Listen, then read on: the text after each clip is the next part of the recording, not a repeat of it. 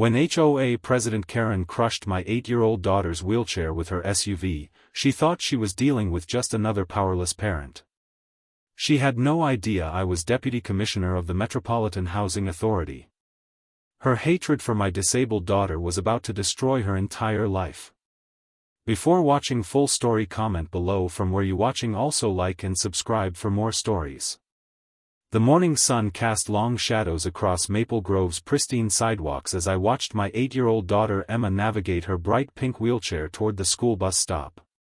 Her laughter echoed through the quiet neighborhood as she raced her best friend Lucy, who ran alongside her on foot. Emma had been born with spina bifida, but she never let that slow her down. That wheelchair wasn't just mobility equipment, it was her freedom, her independence, her wings. "Daddy, watch this," Emma called out, performing a perfect spin in her chair. The custom-built wheelchair had cost us nearly $15,000, but seeing her joy made every penny worth it. It was specially designed for her needs, with adjustable seating, specialized controls, and safety features that gave me peace of mind when she played outside. As Deputy Commissioner of the Metropolitan Housing Authority, I'd seen my share of neighborhood disputes and power-hungry individuals. But here in Maple Grove, I thought we'd found our sanctuary.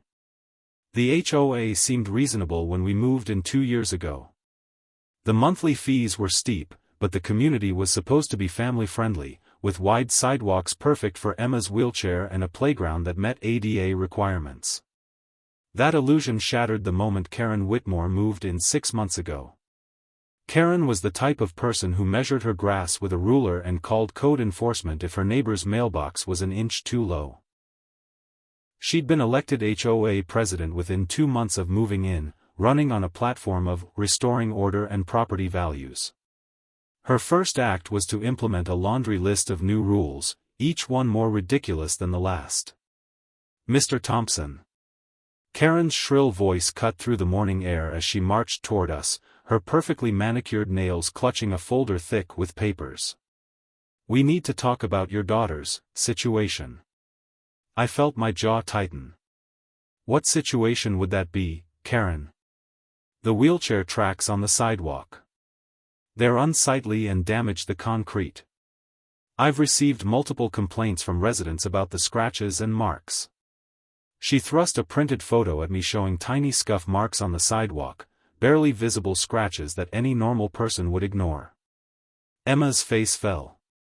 At 8 years old, she understood enough to know Karen was talking about her, making her feel like she was doing something wrong just by existing. "Those are public sidewalks, Karen.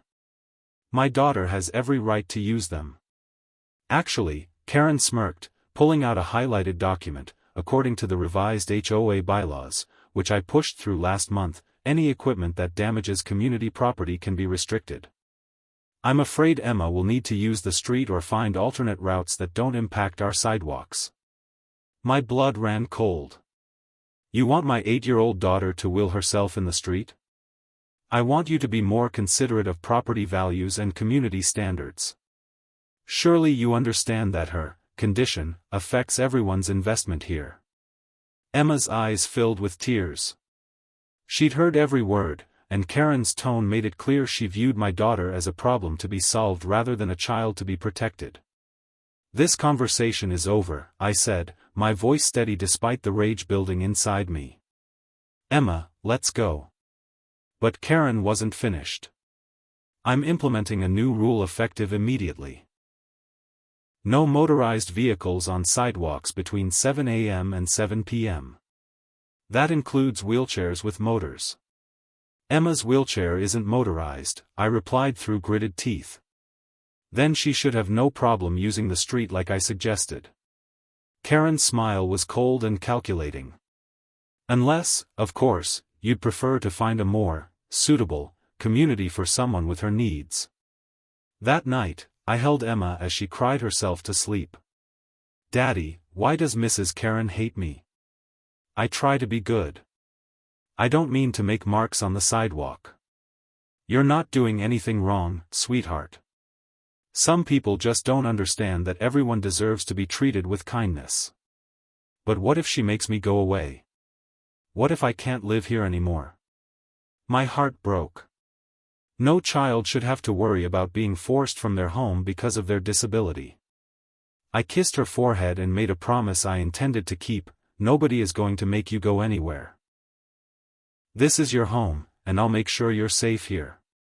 The next morning, I decided to keep my position as deputy commissioner to myself a little longer. I wanted to see just how far Karen would go when she thought she was dealing with a regular resident who couldn't fight back. I didn't have to wait long. 3 days later, I was working in my home office when I heard Emma screaming outside. I rushed to the window and saw her wheelchair overturned on our driveway, Emma trapped underneath it. Karen's massive black Escalade was parked sideways across our driveway, and Karen herself was standing over my daughter, shouting, "I told you to keep that thing off the sidewalks. Maybe now you'll listen." I ran outside faster than I'd ever moved in my life. Emma was conscious but crying, her leg pinned under the wheelchair.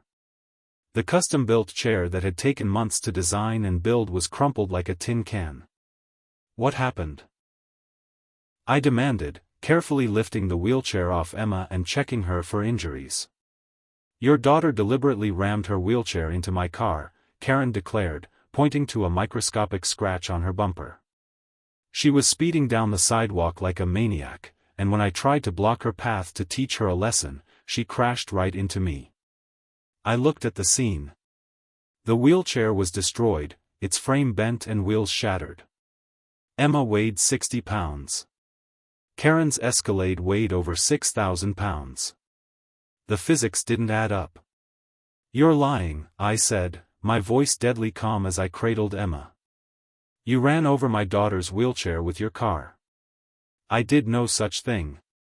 She crashed into me, and I refused to pay for the damage to my vehicle. In fact, I'm calling the police to report this incident. Your daughter is a menace to this community." Emma was sobbing in my arms. "Daddy, I was just trying to get to the mailbox. She drove right at me. I had to jump out of the chair or she would have hit me." My daughter had been forced to throw herself from her wheelchair to avoid being run over. The wheelchair that gave her mobility, independence, and joy was now a twisted pile of metal and fabric. And Karen was standing there, lying about what happened, trying to make my disabled daughter into the villain.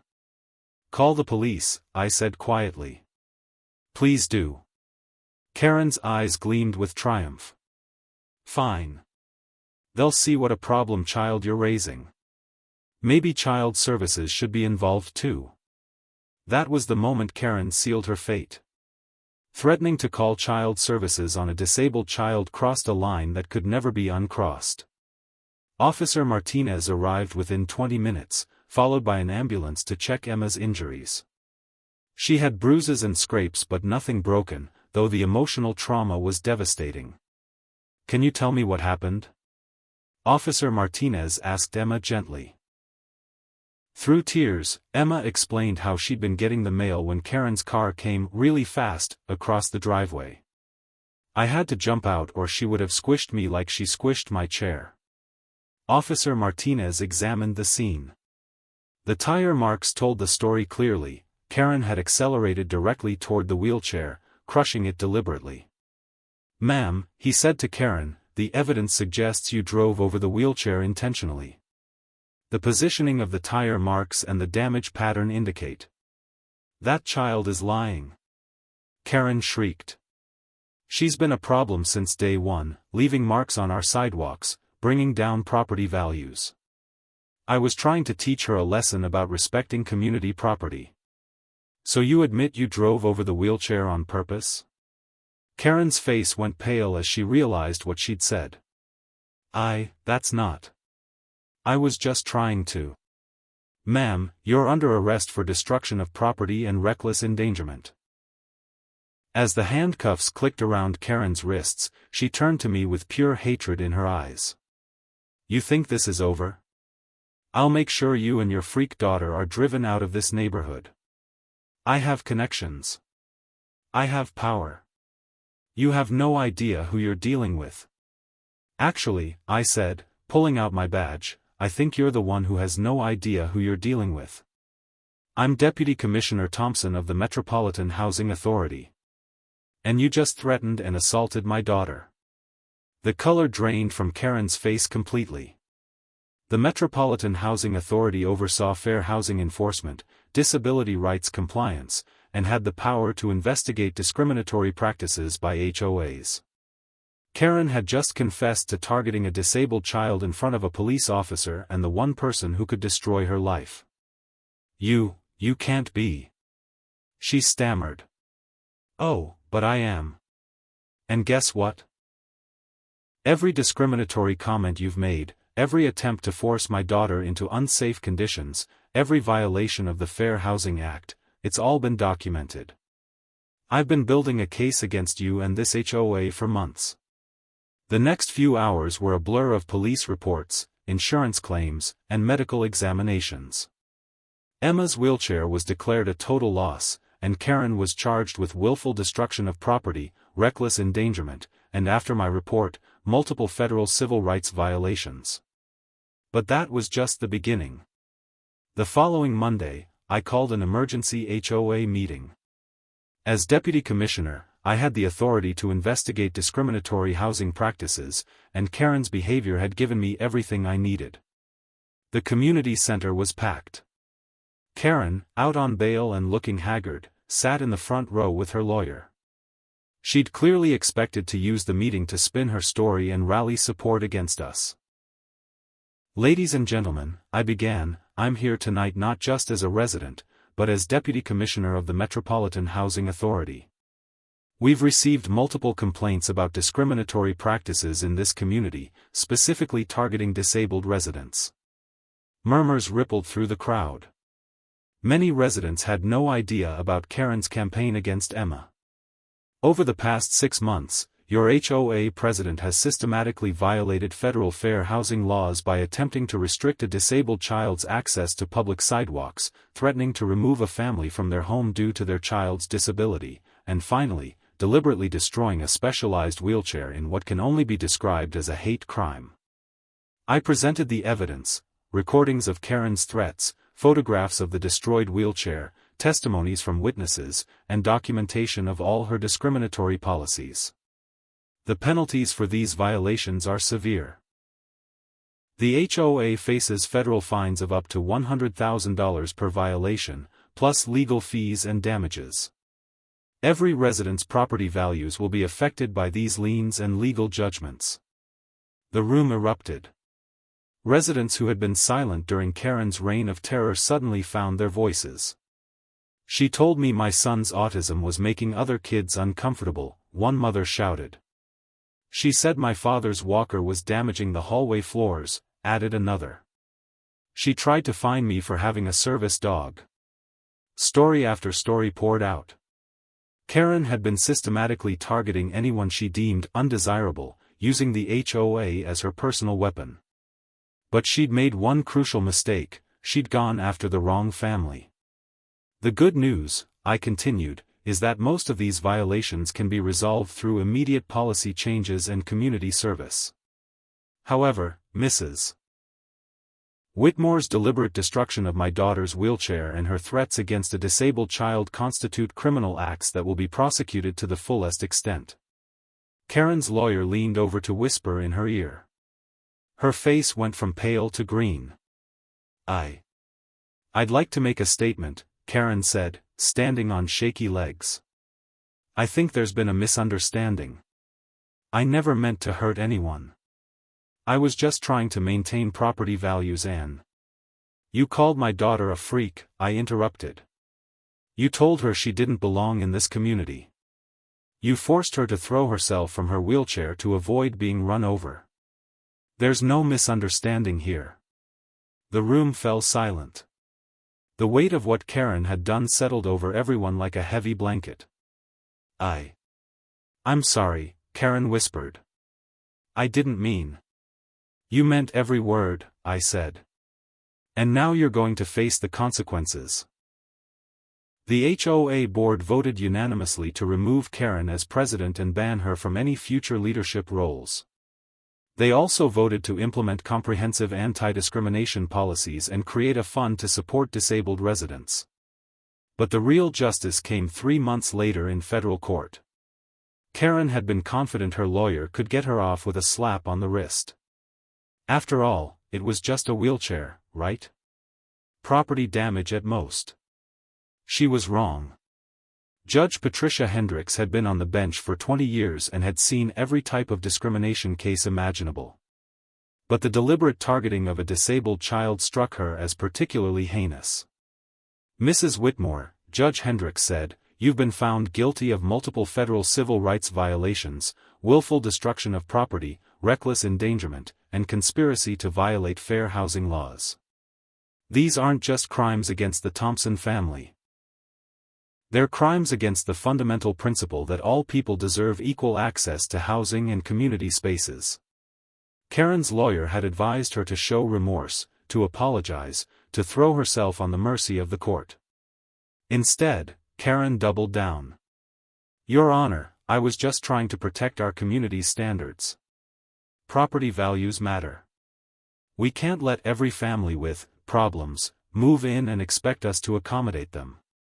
It's not fair to the other residents." Judge Hendricks' expression turned ice cold. "You just proved that you learned nothing from this experience. You show no remorse, no understanding of the harm you've caused, and no recognition that your actions were wrong." The sentence was swift and severe: 2 years in federal prison, 5 years probation, $150,000 in fines and restitution, 500 hours of community service specifically working with disabled children, and a permanent ban from serving in any HOA leadership position. Karen's face crumpled as the reality hit her. "Please, Your Honor, I have a reputation to maintain. I have a business. I can't go to prison." "You should have thought about that before you declared war on a disabled child," Judge Hendricks replied. "Your actions were calculated, deliberate, and cruel. The sentence stands." As Karen was led away in handcuffs, she looked back at me with pure hatred. "This isn't over," she mouthed. But it was over. Her business collapsed within weeks as news of her conviction spread. Her husband divorced her, taking full custody of their teenage children who were mortified by their mother's actions. The Escalade was repossessed, and her house went into foreclosure. Meanwhile, something beautiful happened in our community. Emma's story had touched people's hearts, and donations poured in from across the country. We received enough money to buy Emma a new wheelchair, even better than her original one, and to establish a foundation providing mobility equipment to disabled children whose families couldn't afford it. Emma named it Wheels for Dreams. The HOA underwent a complete transformation. New leadership implemented policies ensuring that Maple Grove would be a model of inclusion and accessibility. Sidewalks were widened, curb cuts were added, and a new playground was built that kids of all abilities could enjoy together. But the most important change was in the hearts of our neighbors. Mrs. Patterson, who lived across the street, started baking cookies for Emma every Friday. "That little girl's courage showed me what real strength looks like," she told me. The Johnsons next door installed a ramp from their driveway to ours so Emma could visit their daughter more easily. Even the teenagers in the neighborhood began looking out for Emma, high-fiving her when she zoomed past on her new wheels. 1 year later, Emma was chosen to light the torch at the city's Paralympic awareness event. As she wheeled up the ramp to the platform, the crowd of thousands rose to their feet in applause. "When I was little," Emma said into the microphone, her voice clear and strong, "a mean lady told me I didn't belong in my neighborhood because I use a wheelchair. But my daddy taught me that everyone belongs everywhere, and we have to stand up for what's right." The crowd erupted in cheers. In the VIP section, I saw several of our neighbors wiping away tears. Mrs. Karen thought she could make me go away by breaking my wheelchair, Emma continued, but all she did was show everyone how important it is to be kind to each other. Sometimes the worst people teach us the best lessons. After the ceremony, a reporter asked Emma what she wanted to say to Karen, who was then 6 months into her prison sentence. Emma thought for a moment, then smiled. I hope she learns to be nicer to people. And I hope when she gets out, she remembers that kids in wheelchairs are just kids who want to play and be happy like everyone else. That night, as I tucked Emma into bed, she looked up at me with those bright, wise eyes. Daddy, I'm glad Mrs. Karen tried to hurt me. What? Why would you say that? Because if she hadn't, we never would have started Wheels for Dreams.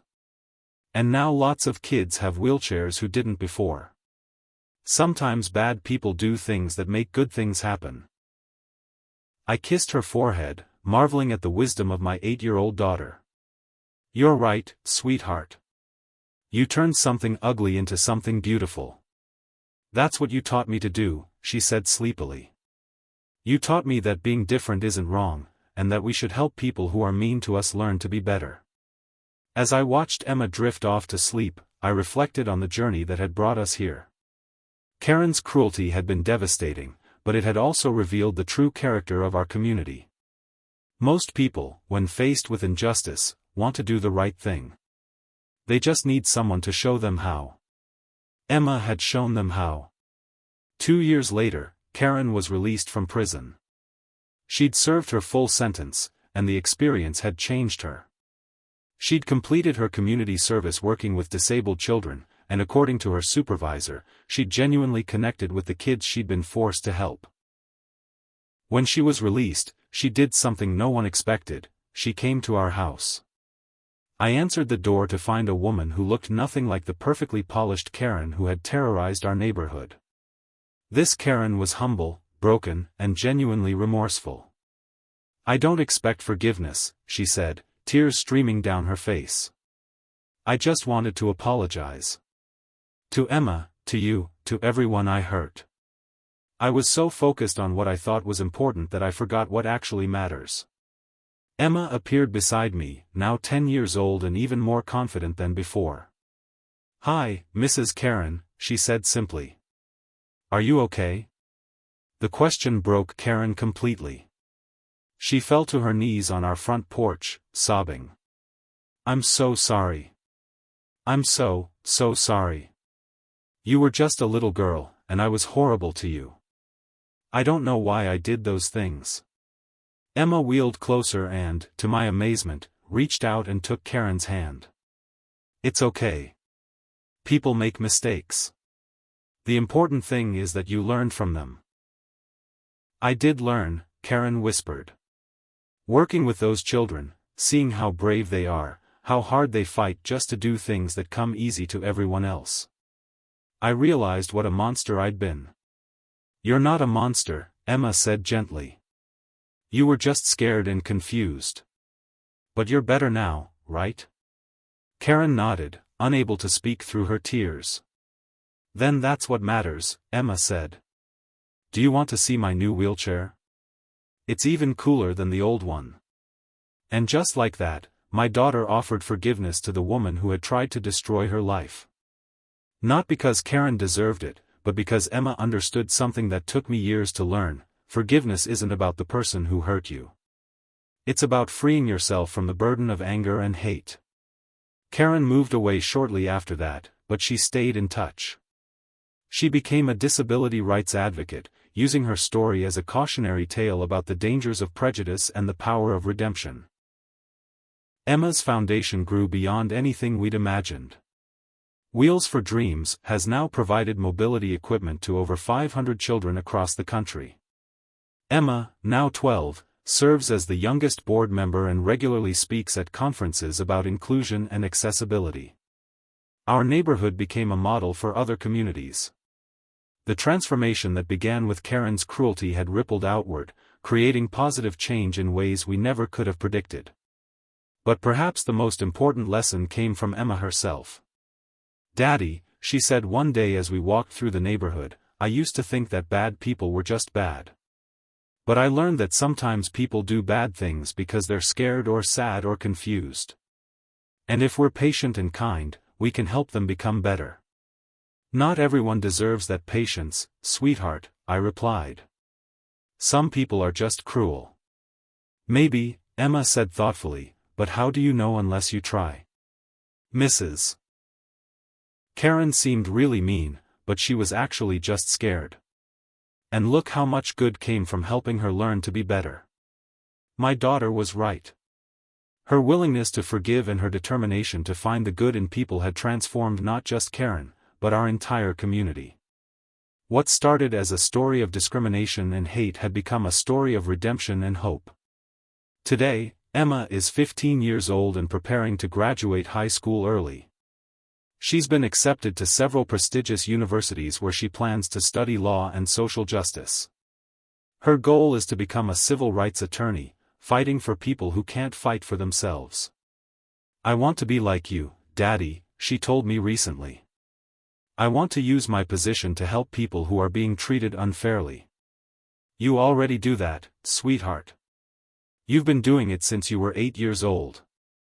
The wheelchair that Karen destroyed was replaced by something better. The community that Karen tried to divide became stronger and more inclusive. The child that Karen tried to silence became a powerful voice for justice. And in the end, even Karen herself was transformed by Emma's compassion.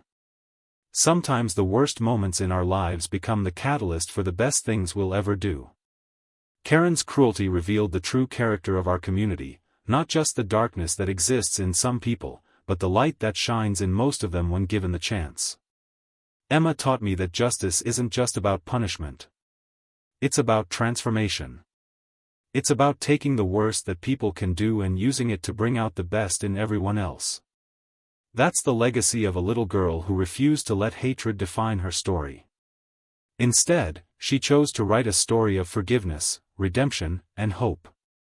And that story continues to inspire people around the world, one will at a time.